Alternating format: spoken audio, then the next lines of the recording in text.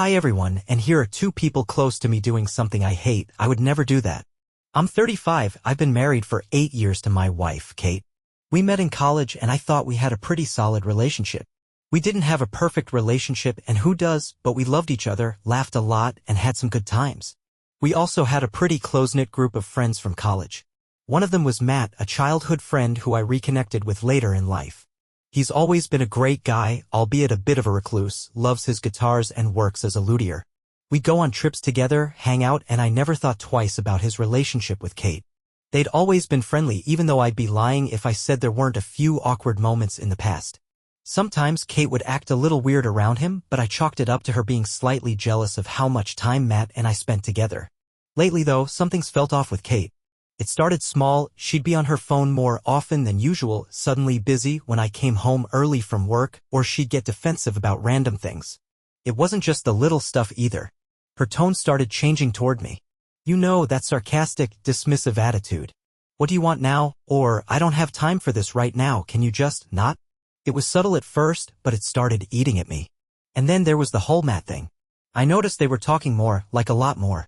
Kate started mentioning him in passing during conversations like, "Oh yeah, Matt said this thing today," or "Matt and I went to grab coffee," but I didn't think much of it at first.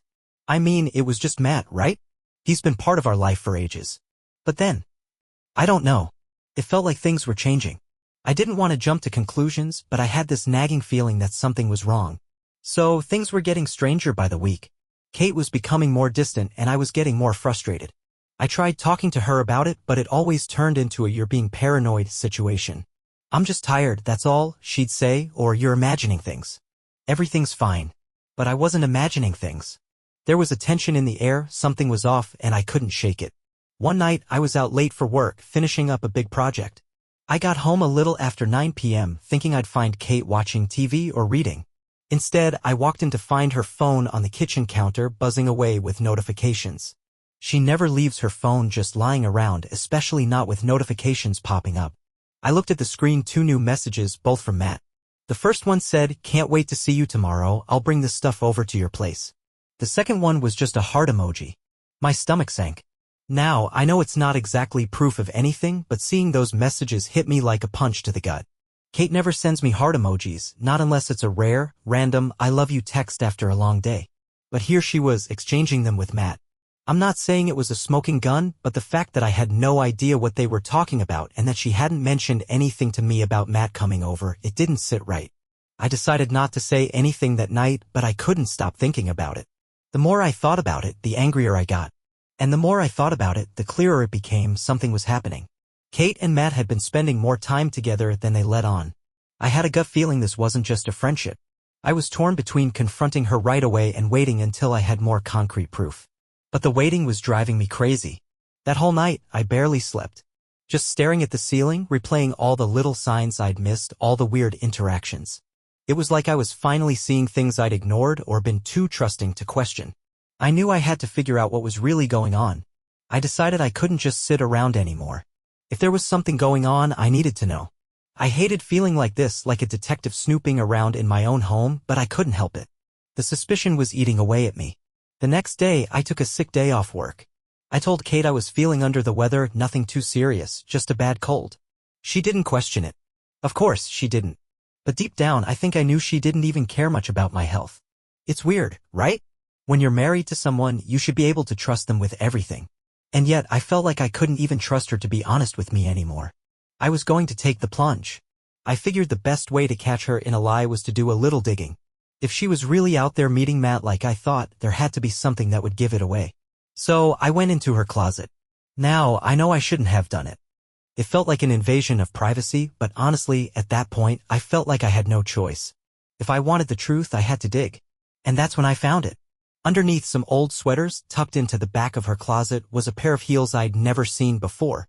She's got a pretty specific taste when it comes to shoes, and these definitely didn't match anything she'd ever bought. But what really hit me was the note tucked inside the shoe. It was folded up and crinkled like it had been shoved there in a hurry. My heart started pounding as I opened it. It was a note from Matt. It read, "Can't wait to see you tonight. I'll pick you up at 8. Don't forget, I've got something special planned for us. Matt." I froze. I was trying to process what I was seeing, but it was like the world had just stopped spinning for a second. It was the confirmation I was dreading. She was meeting him tonight. Something special. What the hell was that supposed to mean? I stood there for a moment, holding the note, trying to breathe. The anger was rising inside me. The betrayal stung so much I almost couldn't think straight. I wanted to shout, I wanted to confront her right then and there, but I knew I had to be smart. I had to confront her when the time was right, when I had everything I needed to prove what was going on. I could feel the walls closing in. This was real. This wasn't just a gut feeling anymore. Kate was cheating on me with Matt, and it crushed me to admit it.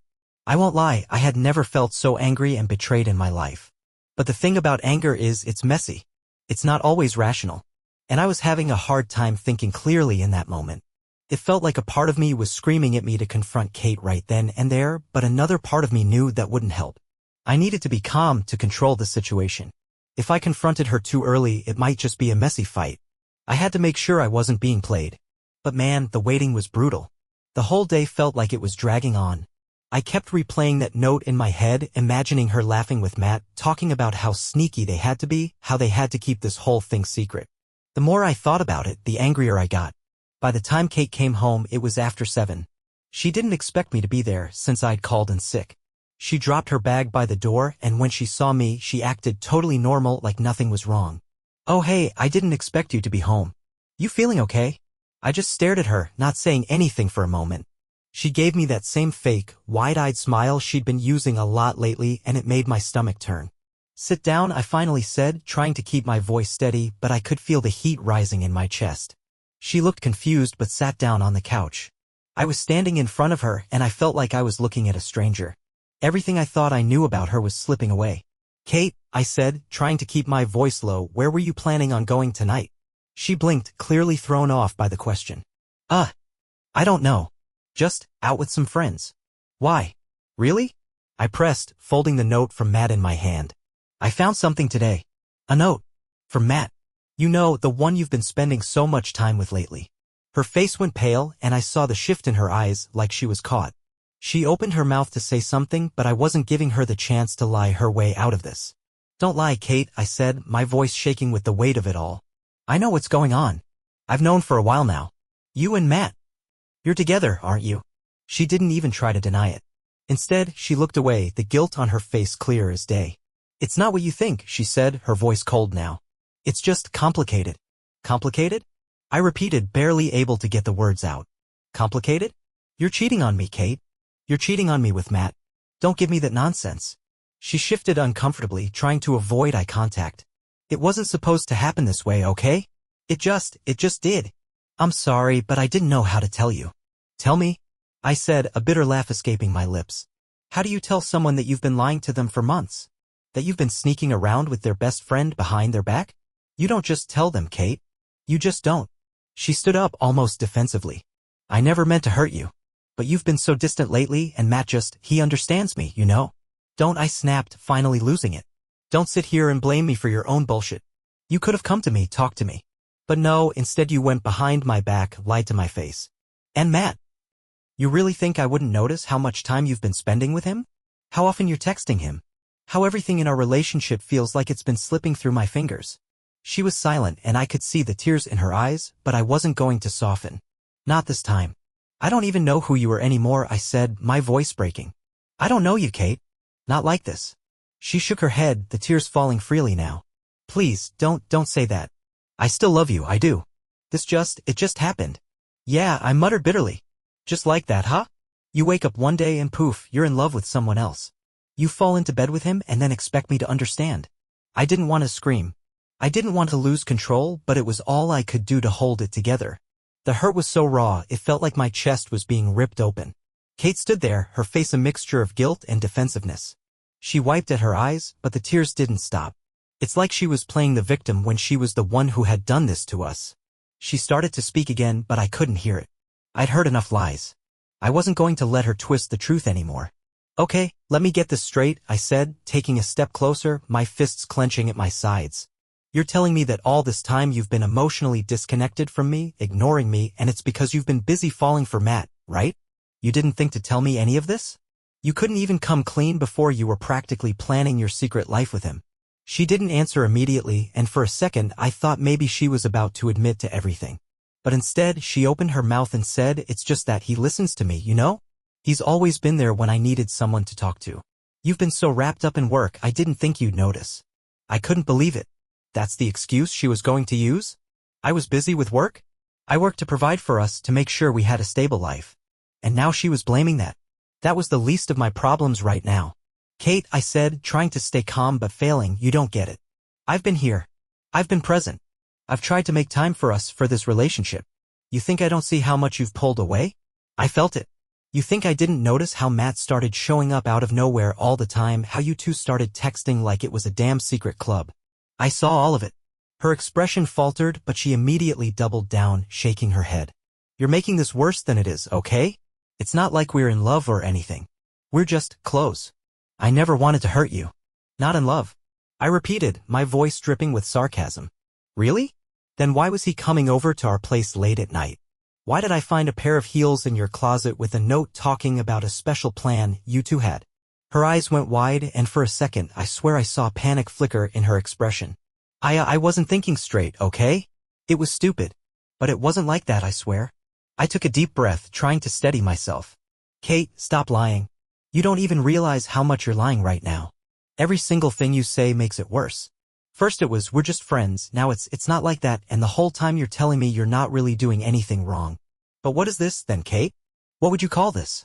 She looked down at the floor, then back up at me, her face crumbling. "I don't know," she whispered. "I don't know anymore. Maybe I did mess up. I don't know how it happened, I feel lost." I was done with her excuses. The floodgates had opened, and I couldn't unsee everything that had unfolded. The realization of how deep the betrayal went, how long she'd been lying to me, felt suffocating. I wanted to scream, to throw everything in her face. But instead, I asked, "Do you love him?" She froze, staring at me like she didn't even know how to answer. "No," she said finally, but it was a hollow denial, something that didn't feel convincing. It felt like she was saying the words because she knew they were what I wanted to hear, not because they were true. I nodded, my chest tight with a mix of disbelief and heartbreak. "I don't believe you," I said, voice barely above a whisper. "I really don't. You've already shown me everything I need to know." There was a long pause. She started to speak again, but I cut her off. "I can't do this, Kate. Not anymore. All right, /relationship_advice. Here's where things get even messier. I'm still reeling from all this, and I need to vent, maybe get some perspective from you all. Buckle up, because after that confrontation with Kate, it's been a roller coaster of lies, unexpected twists, and me trying to figure out what the hell I'm supposed to do next. Here's the rest of the story so far. Part 5, the Matt confrontation. So, after Kate basically admitted to everything but still tried to play it off like it was no big deal, I knew I had to talk to Matt. This guy's been my best friend since we were kids. Shared secrets, road trips, late-night beers talking about life. And now he's sneaking around with my wife? Couldn't wrap my head around it. I needed answers. I called him the next morning, told him to meet me at the park near his place. Neutral ground, you know? He sounded off on the phone, hesitant, like he knew something was up. "Yeah, sure, man, I'll be there," he said. But his voice had this nervous edge I'd never heard before. When he showed up, he wouldn't even look me in the eye at first. He was fidgeting with his keys, acting like we were just catching up. I didn't waste time. "Matt," I said, "I know about you and Kate. I found the note. I saw the texts. What the hell is going on?" He froze, then tried to laugh it off, actually laughed. "Dude, what are you talking about? A note? Texts? You're overreacting, man." But his face was turning red, and I could see the sweat on his forehead. He was lying, and he was bad at it. "Don't bullshit me," I snapped. "I've got proof. You've been sneaking around with her for who knows how long. Just tell me the truth. How long has this been going on?" That's when he flipped the script. "Okay, fine," he said, throwing his hands up. "We've been hanging out more. Yeah. But it's not what you think. She's been unhappy, man. She came to me because she didn't know how to talk to you. I was just being a friend." "A friend?" I said, incredulous. "Friends don't send heart emojis and plan secret nights together, Matt. Friends don't stab each other in the back like this." He got defensive then, his voice rising. "You're blowing this out of proportion. Nothing happened. We got close. Okay? She needed someone and you weren't there. Don't put this on me. Couldn't believe it. He was lying through his teeth, trying to turn it around on me like I was the bad guy. I stepped closer, my voice low. Matt, I trusted you. You were my brother. And you're standing here lying to my face after screwing around with my wife. He went quiet, then muttered, "It's not like that, man. I swear." But the way he said it, I knew it was exactly like that. I walked away before I did something I'd regret, like punching him square in the jaw. My head was spinning. Two people I loved most in the world, and they'd both turned into strangers. A couple days later, I'm still trying to process everything when I get a text from Kate. "We need to talk. Meet me at the house." I almost didn't go, why bother, right? But something told me I had to hear her out, if only to get closure. When I got there, she was a mess. Crying, pacing, barely able to look at me. "I lied," she blurted out. "About everything. It's worse than you think." Worse? How could it be worse? I braced myself. "What now, Kate?" She took a shaky breath. "Matt and we've been together for almost a year. And I'm pregnant." The room tilted. Pregnant? I couldn't even speak for a second. "Is it mine?" I finally managed to choke out. She hesitated, way too long, and then said, "I don't know. Could be. But probably not." I felt like I'd been hit by a truck. A year. A whole damn year of lies. And now this? "You don't know?" I shouted. "How do you not know, Kate? What the hell have you been doing?" She started sobbing harder.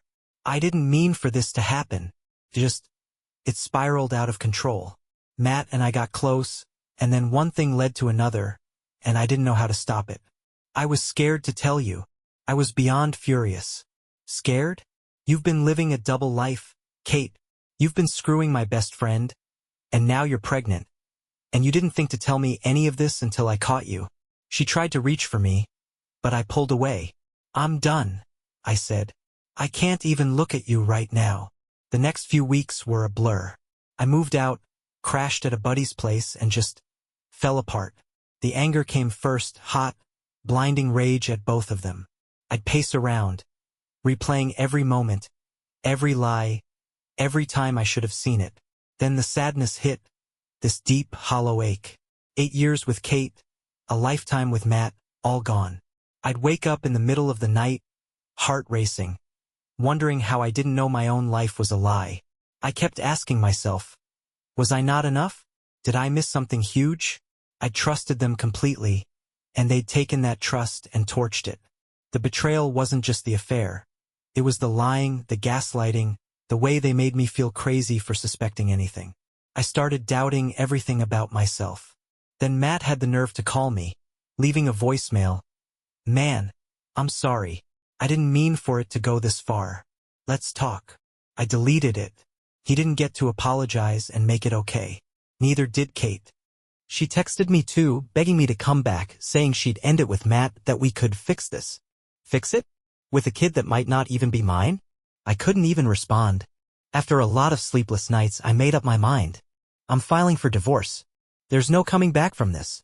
Even if the kid's mine, and I'll demand a paternity test to be sure I can't stay with someone who'd do this to me. Kate's still trying to guilt me into staying, saying she'll make it right, but I'm not falling for it. She's shown me who she really is, a liar who'll say anything to save face. Matt's out of my life too. I don't care how long we've been friends, he crossed a line you don't come back from. I've blocked them both everywhere. I'm done being the nice guy who gets walked all over. I'm focusing on me now, getting my own place, leaning on friends who've actually got my back, maybe even therapy, because this mess has me all kinds of screwed up. If the kid's mine, I'll step up as a dad, but that's where it ends with Kate. No more marriage, no more lies. So here's my advice to anyone reading this: trust your gut. If something feels off, it probably is. I ignored the signs for too long because I didn't want to believe the people I loved could hurt me like this. Don't make that mistake. And don't let anyone's spouse, friend, whoever, make you feel crazy for asking questions. Also, people lie. A lot. Kate and Matt turned into strangers right in front of me, and I didn't see it until it was too late. Look out for the ones who double down when they're caught. They'll say anything to dodge the truth. And when it's over, cut ties and don't look back. You deserve better than that. I'm still picking up the pieces, but I'll be okay eventually. Thanks for letting me get this off my chest, Reddit. Any advice on moving forward would be appreciated. I'm kinda lost here.